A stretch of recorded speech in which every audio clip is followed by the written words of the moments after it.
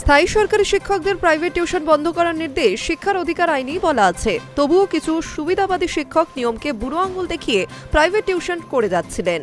এবার সেই প্রবণতায় রাশ টানতে কঠোর পদক্ষেপের ইঙ্গিত দিয়ে নির্দেশিকা জারি করল স্কুল শিক্ষা দফতর।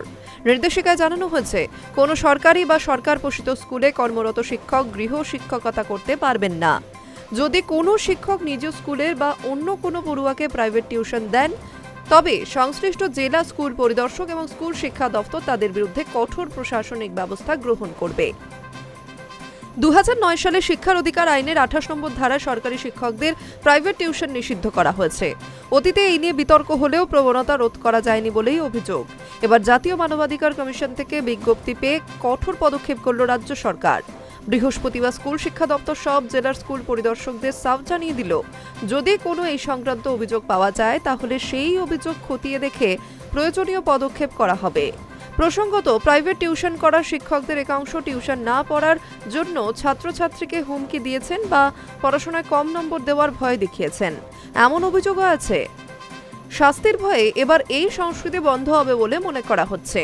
শিক্ষানুরাগী ঐক্যমঞ্চের সাধারণ সম্পাদক তিনি জানিয়েছেন, সবথেকে বেশি নজর দেওয়া উচিত স্কুলের সার্বিক পরিকাঠামো এবং মান উন্নয়নে। তাহলে গৃহ শিক্ষকদের সাহায্য নিতেই হবে না। অভিভাবকরা কেন অভিজ্ঞ শিক্ষকদের কাছে যাচ্ছেন সেটাও তো দেখতে হবে। স্কুল থেকেই যদি সেই শিক্ষা সম্পূর্ণ হয় তাহলে তো আর অন্য গৃহ শিক্ষকের প্রয়োজন হয় না।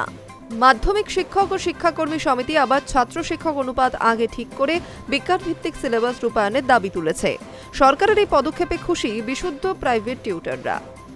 পশ্চিমবঙ্গ গৃহ শিক্ষক কল্যাণ সমিতি জানিয়েছে, নতুন বিজ্ঞপ্তির জন্য তারা আশাবাদী। পশ্চিমবঙ্গে নতুন সরকার দায়িত্ব নেওয়ার পরে সমিতির পক্ষ থেকে বিধায়কদের কাছে স্মারকলিপিও দেওয়া হয়েছে।